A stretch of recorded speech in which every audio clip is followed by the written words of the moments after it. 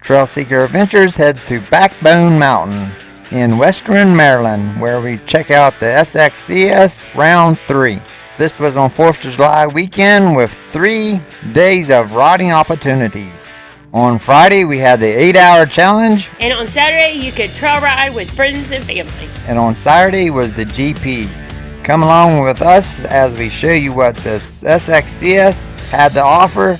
I promise you, it's going to be explosive.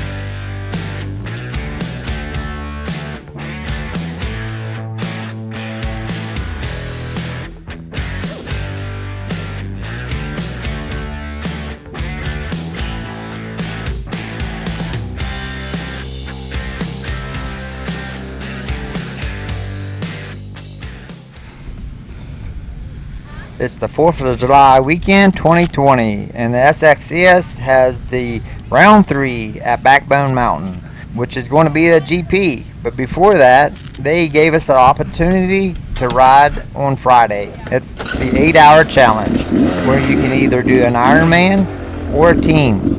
The Ironman is where you pick your class or age group, and you run the entire 8 hours on your own. There are several different types of team.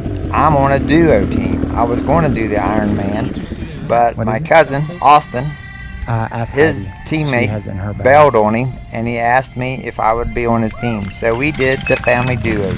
And I am on a 4-person women's team. The way we started, we all had a lineup on the line that was on the duo team, and run to your bikes and start the day.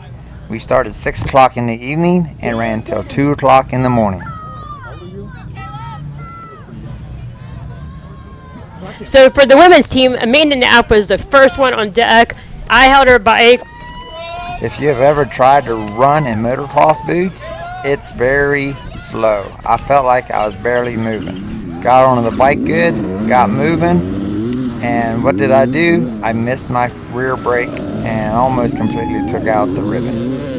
I was riding a pit bike all weekend, and I totally missed my rear brake. Now I'm pretty much last, and I got to choke on some dust. So Kenny did the duo family team, and I was actually on a Dirt Bike Adventures girls team that consisted of 4 riders. When Kenny said he choked on dust, I had the same experience. When the leaders passed me at one point, I was just trying to stay in the middle of the track. This video is mostly going to be just about the 8-hour race. I tried to get them all in one, but it's just way too much content. Billy and Nancy definitely put out a lot for us to do on the weekend, and it's just going to be too much for one video. So this is going to be part 1, and then the trail ride and the GP will be on part 2. So after my little screw up of being used to a pit bike and missing my foot brake, I'm pretty much last on the group of the duos. In front of me here is the one and only Andrew Boggs. He's a legend in these areas. I chose the 300 Beta because it's lighter, and for an 8-hour race I really didn't want to have to go through the rocks. As you can see, it's pretty technical, and it only got worse. But the 450 I'm sure was going to wear me out, and the Beta definitely felt better in the technical stuff. Plus it had a headlight, not that it was much good, but it would have got me out of the woods if needed be.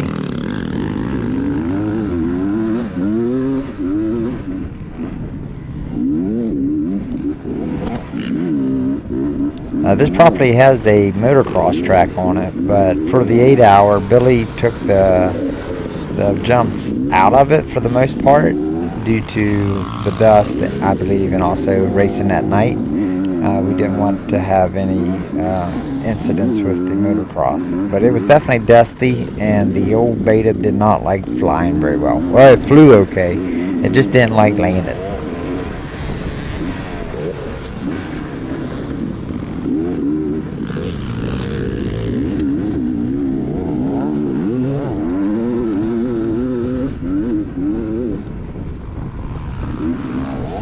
Well, this is getting to be a little too common, me starting in the rear and working my way through the pack.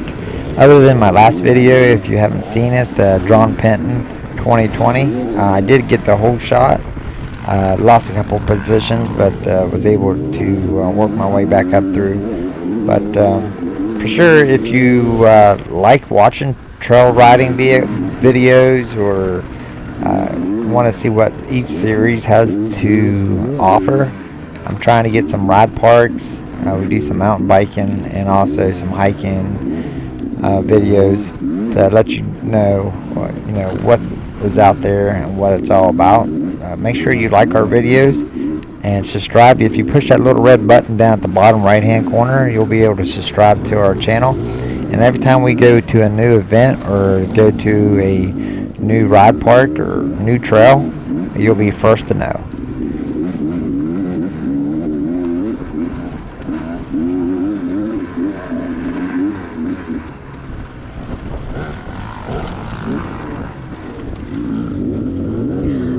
So for the girls' ride, we just took turns, and unfortunately Nancy got out on the first lap because her bike decided to kill her battery straight off the bat. Her light didn't work, so there was all kind of things going on. So she unfortunately didn't get to finish the race, but she definitely was a good support in the pits.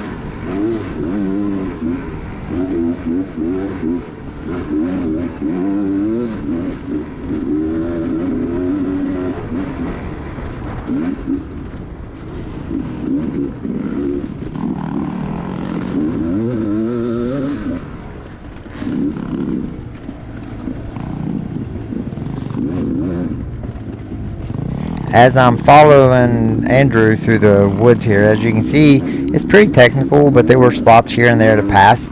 But Andrew is a pretty quick rider, and just being behind him, following his lines is awesome. The basically way me and Austin had it figured out, I would run the first 2 laps, and then he's not ran this course other than when he was like one of 65. I was going to let him run the next 4 laps, and that way he could get to know the course. And I ran several races on this property, so I knew the layout of the land pretty well. I just thought it was a good idea for him to get out and try run some laps on the daylight.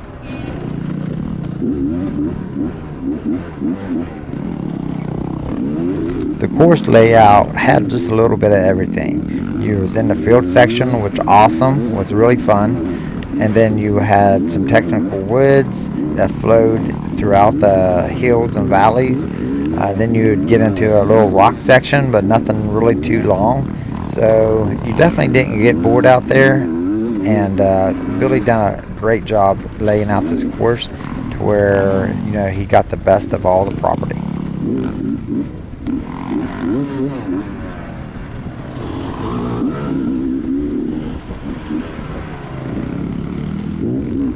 There really was nothing difficult about this course other than the rocks. The rocks was definitely the technical part.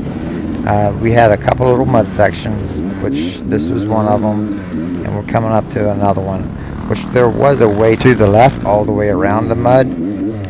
The first trip I came through here, I wanted to test the mud, see how it felt and how fast it was. It wasn't too bad, but definitely got a little worse throughout the day, but there was a left line through there. But the main challenge of this course was definitely the rocks.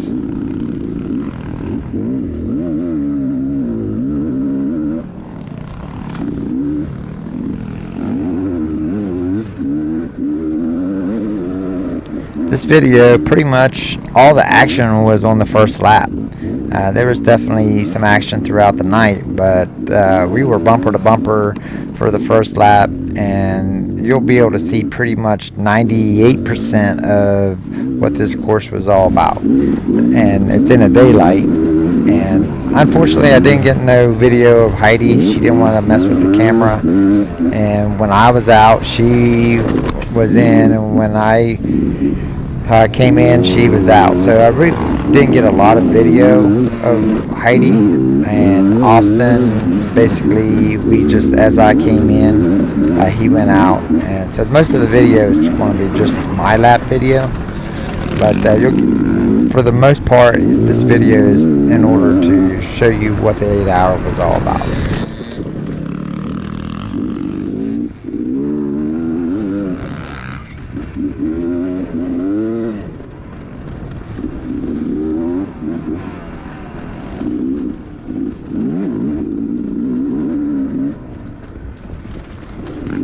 This was one of the longer rock section. It was a downhill, so it wasn't too bad. You just had to stand up and try to pick your best line down through here. But you definitely knew when you got here, and during the night, you definitely wanted to know your line. It got a little slick throughout the night.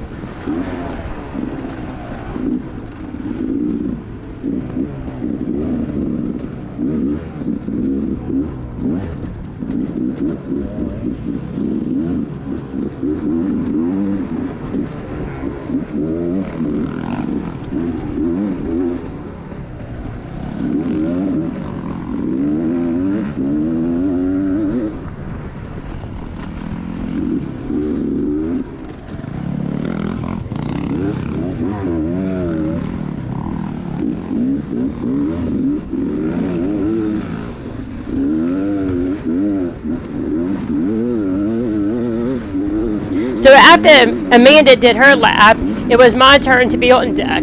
I did my lap pretty, I guess, okay. And then Nancy went out, and then after that, it was Tiffany Valentine, who definitely could have stayed on that bike, I think, the whole night.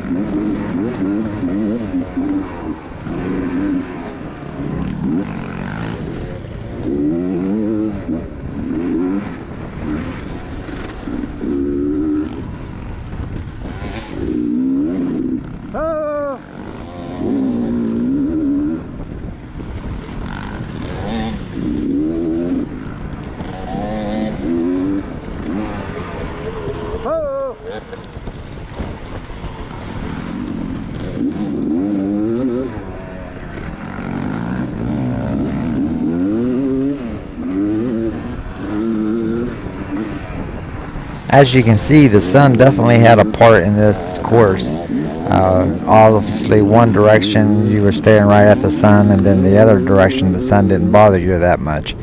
But as the night started getting darker, you start flipping your lights on, and actually, I think that was the worst part of the whole night, is like when it was right between daylight and dark. You were still using your headlights, and you still had a little bit of light, but that actually was the worst part of seeing throughout the entire 8 hour challenge.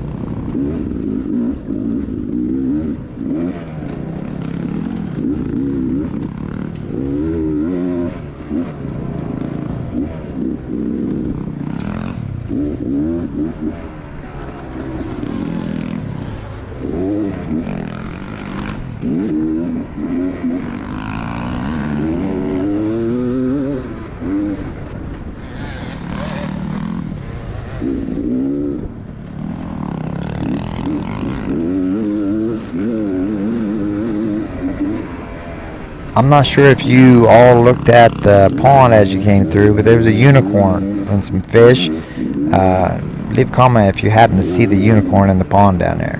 But now we're coming up to, I would say, probably the worst part of the course as far as difficulty. Once you got around the pond and you came down here and crossed this first little stream, from there until you got back to the road, you had your hands full. It wasn't really nasty as far as rocks. It was just slick. And this dude here, he broke his front fender off and seen it laying there.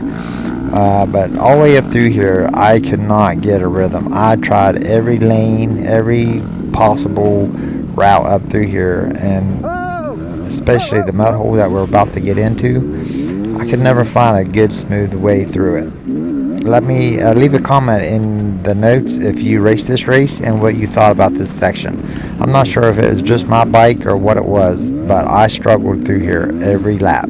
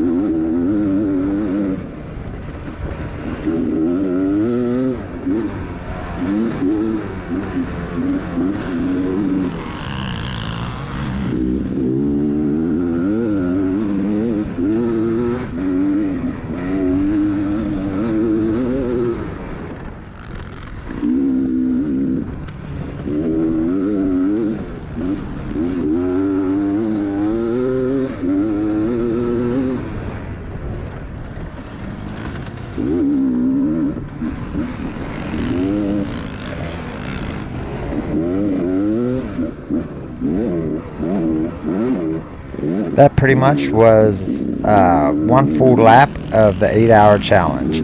As we're coming up and getting ready to go off for our second lap, Mr. Boyer right there announced pretty much the entire weekend. And if you happen to get a chance, check out their podcast, Two-Wheeled Rider. If you enjoy two wheels, that is definitely a podcast you need to check out.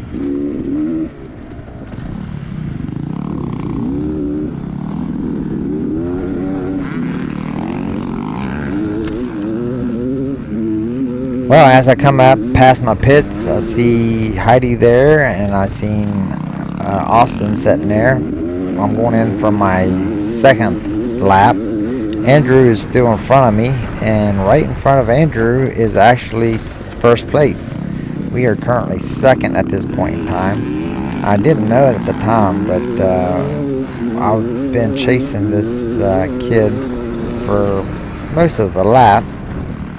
Our team name is Trail Seeker Adventures, of course, but their name is the Baltimore Boys. Of course, me and Austin was talking about it. I said, well, they're from Baltimore. They probably don't have rocks, so we have a good chance of taking care of business. And he said, no, dummy, that's their last name. So I'm not sure if they're from Baltimore or not, but they're the Baltimores.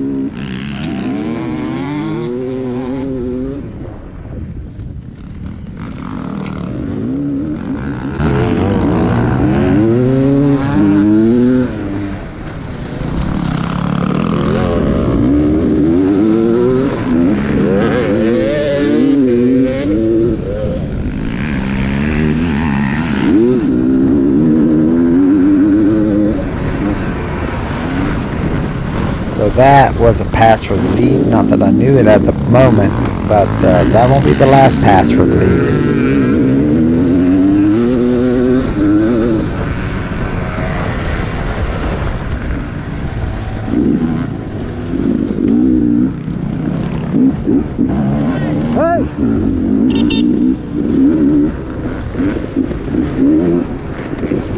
I'm not sure who that was, but I beat my horn at anybody that yelled at me. As you can see, this bike did come with a horn, and I've been wearing it out. Not at my competition, just at people yelling at me and friends and family.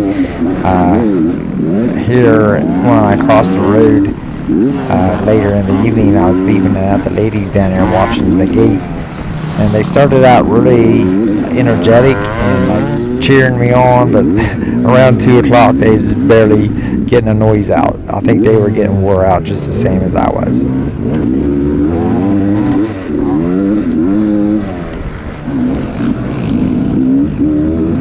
So this was the line around the mud hole, and I think I caught this guy off guard. He looked at me like, where the crap did you just come from? But I guarantee you throughout the night he was looking for that line as well.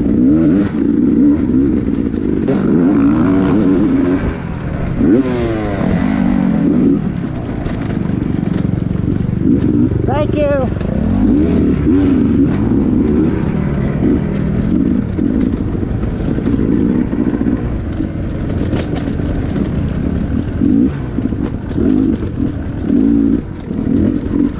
This is the rocky downhill we were showing during the first lap. But like I said, this video is mostly going to be about the 8-hour challenge lap video. Not a lot to show as far as features and other than just the trail itself. The GP, it's going to be mostly motocross in the field and some of the smoother woods. That video will be coming up, and then also we'll talk about the trail ride.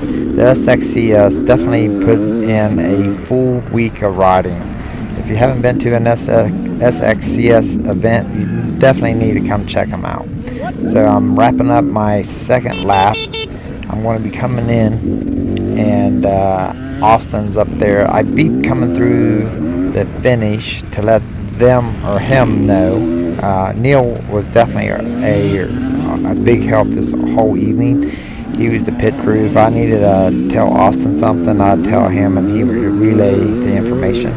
But as I come in here, I couldn't find him. I'm like, where the heck's he at? And here's our tent, and there he goes. He was already sitting back here waiting for me. So as I'm trying to get unconfused of where my tent was and where he came from, I pulled in here, needed to get gassed up. Neil comes up and lets me know what's going on as far as time and all that good stuff. So now I just wait. But as I'm taking off my gear, there goes second place, the Baltimore boys. So Austin comes in, he done his 4 laps. I got my lights on and charged up and ready to roll. I think we are still in first at this point. Austin went out and he got passed on his first lap out. The Baltimore boys, which was the first runner out, I think he did 3 laps, so he was already familiar with the track, and Austin was just getting to know it. But once the second leg of the Baltimore boys came out, Austin gathered up and the lead, got back into the lead, and got a little gap. So now, as you can see, it's starting to get a little darker. The headlights are not on yet. Well, my bike headlights are not. My motorcycle headlights are always on, but my helmet lights have not been turned on yet. But it's pretty close to that time. Thank you.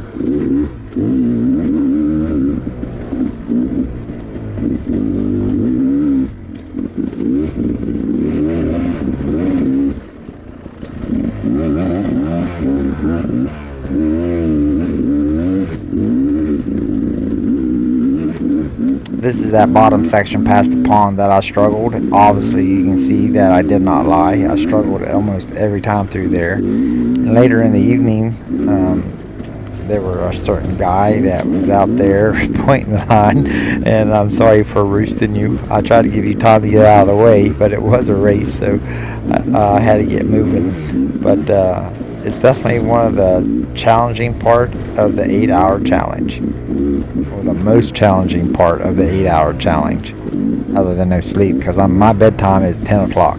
When it comes 10 o'clock, I'm ready for bed. So when it became 2 o'clock, I was definitely past due.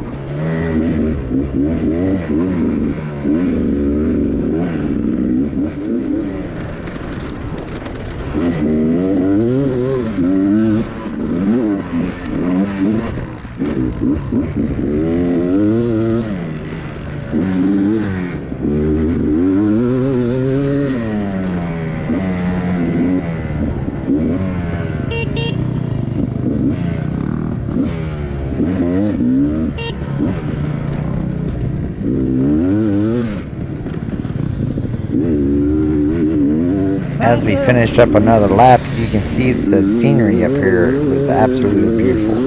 So I'm coming in past the pits again, going in for another lap. This lap is pretty much event free.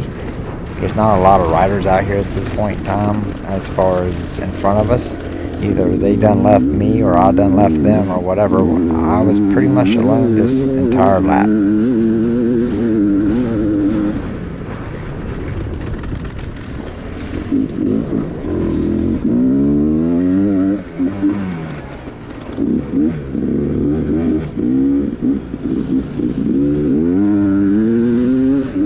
I am not sure why I enjoyed ripping through this field so much. These corners were angled just right. Now there was this next straightaway. For some odd reason, as the night went, I forgot how short it was. I'd come around here and start ripping some gears, and I believe I even took the ribbon out one time right there. But sorry, AW. I'll hang some extra ribbon someday to make up for that.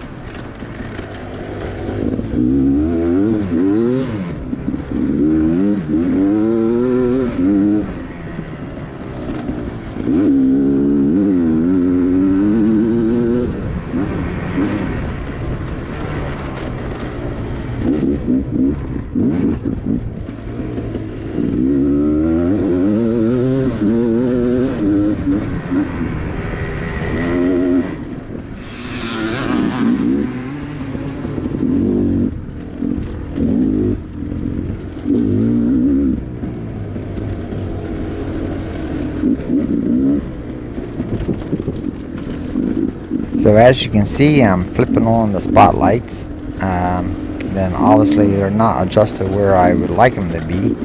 So with one hand on the throttle and brake, the other hand's up on the lights trying to get them adjusted in. But once we get them adjusted in, it's time to start ripping some gears.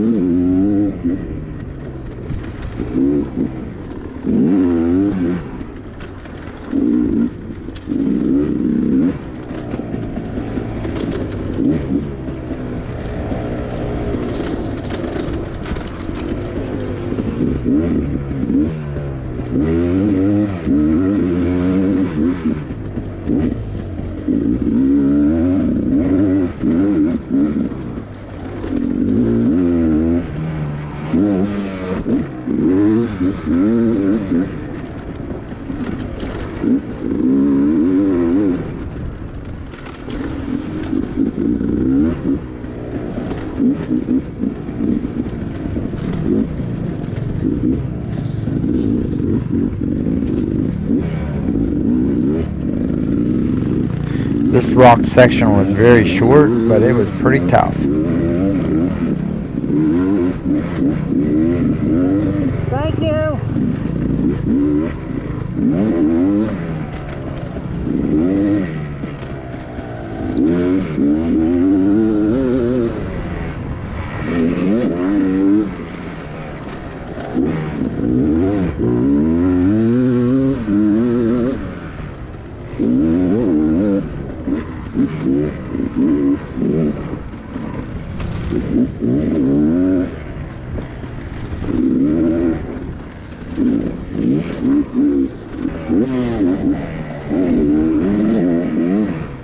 My third lap happened at about 12:40, which started out great until I went down a steep hill and my top of my helmet light went out.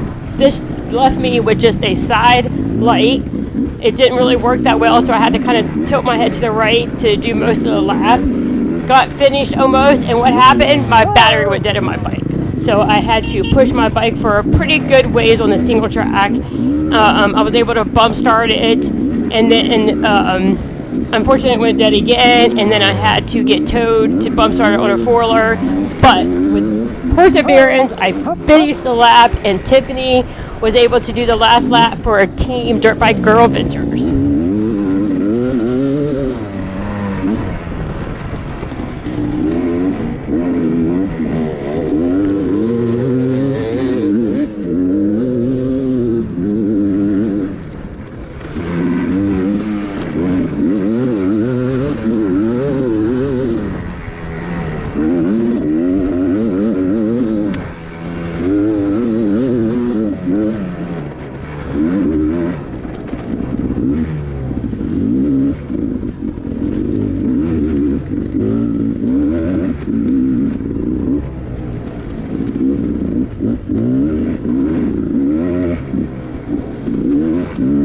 My goal was to go ahead and do 4 laps like Austin did, but I could tell that was not going to happen. I don't know if you can notice, but the light is like reflecting on my Barkbuster so bright, and also on my helmet, like the underneath the bill of my helmet. I had to get some black duct tape to tape underneath my helmet, and then I also put it on the back side of my Barkbusters to where it wasn't shining so bright. So I ended up just doing 3 laps on the last lap on my middle run.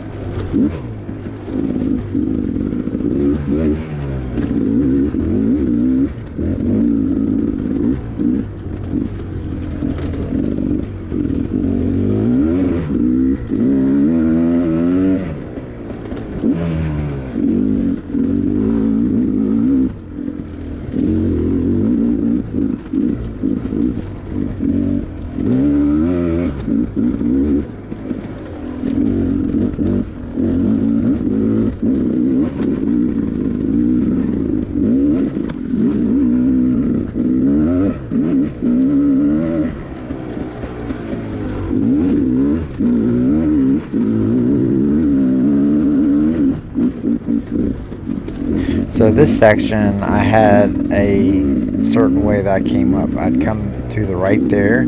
I would smack my Barkbuster off of that tree.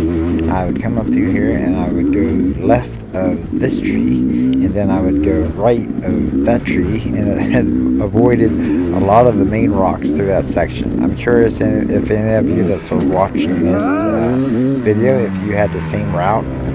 Leave a comment, let me know how you came up through there.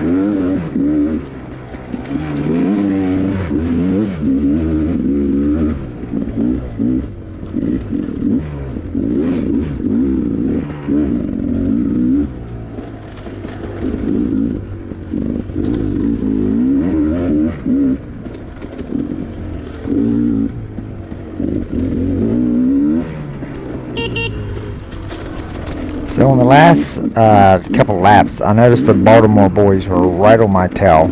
I've got the lead right now, but like when I go around this pond and I come back the other side, I see him coming up the opposite direction, and I've seen him in the motocross and the field section a few times, so I knew he was right behind me.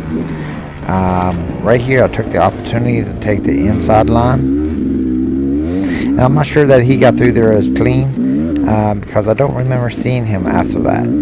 I know that they were still there pretty close. We were like 30-40 seconds my entire second shift the entire time.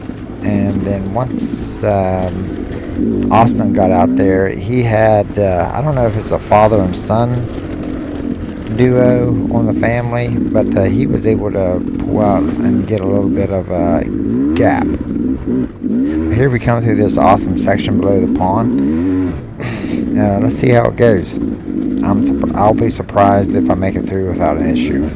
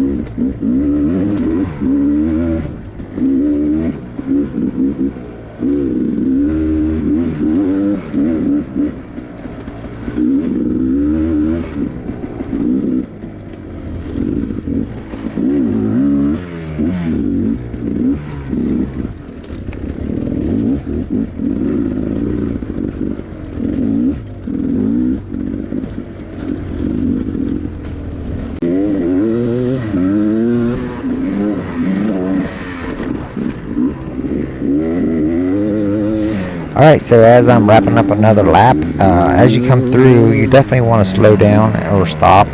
At night, it's hard to see your numbers for the backup scoring. If you look down right there to the right, you can see that the Sxcs definitely wants you to know what position you're in. They're good about that, even though the computer had a little glitch throughout the middle of the race that left it a little hard to know where for sure you were, but that type of stuff happens. I'm coming up for my next lap. I was supposed to run 4. I'm letting Austin know I only want to do 1 more because I need to do some light maintenance. As you can see, it's definitely getting darker.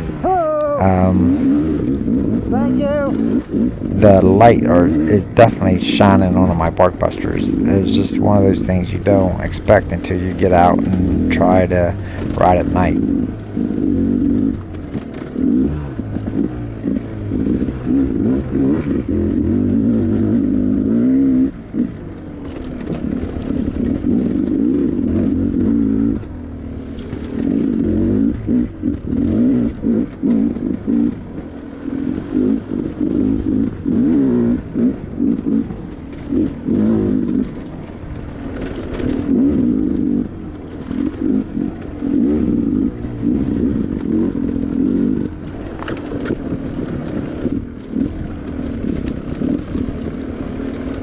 Now this is at the point of the evening that I was talking about.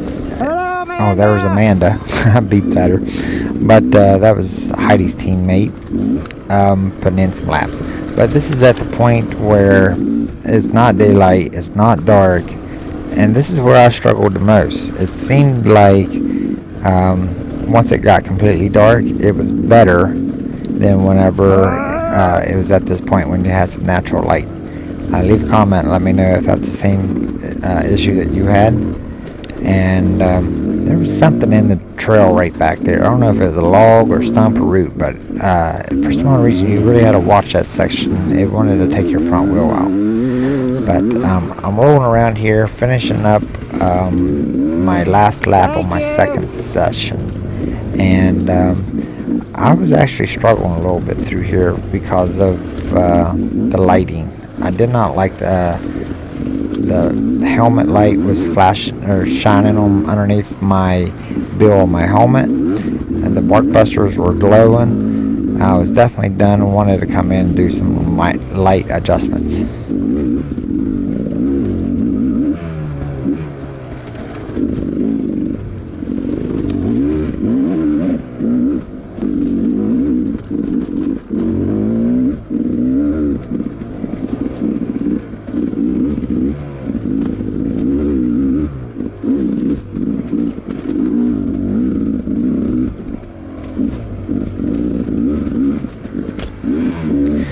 So I'm wrapping up this lap. We're down here at my favorite section, past the pond. And as we come up here, you'll see course marshals throughout the whole evening when you're watching this video. But make sure you give these course marshals, they don't make no money. They're out here doing it for the love of the sport. Make sure when you see course marshals out along the trail, tell them thanks as you go by.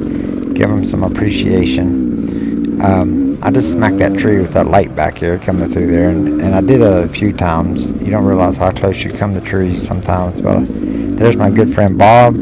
He's out here course marshaling. Being somebody that has course marshaled in the past is definitely not an easy job to get out here and yank bikes all day, especially on an event like this. This is an 8-hour event, and you're going without sleep. You're constantly moving.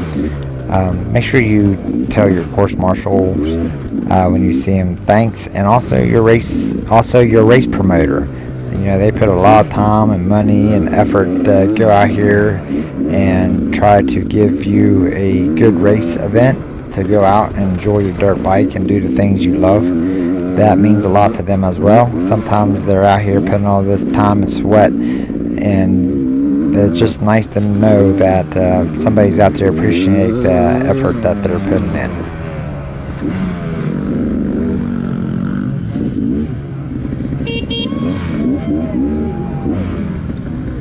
So as you've seen, as we came through the board, we're first. We ran first, I think, the rest of the night. I don't know what happened to the Baltimore boys. I hope they're okay. It looked like they had a really slow lap about midnight, or midway through the race, and then they didn't come back out. So I don't know if they got hurt. If you're watching the video, let me know what you think or about the event. And also the Baltimore boys, I hope you're okay. Leave me a message if you're happen to be watching. Let me know you're okay. It's good racing with you guys. Neil here, he was a trooper all night. Whether we needed water, needed battery charge, needed gas, he took care of both of us. The 2020 beta did an awesome job. Unfortunately, my battery went dead shortly after we got started here. Heidi, they won their their race. They got first. We got first. It was a good night. Thanks Sxcs for an awesome event. I'm waiting for Austin to come. I take off and the battery goes dead.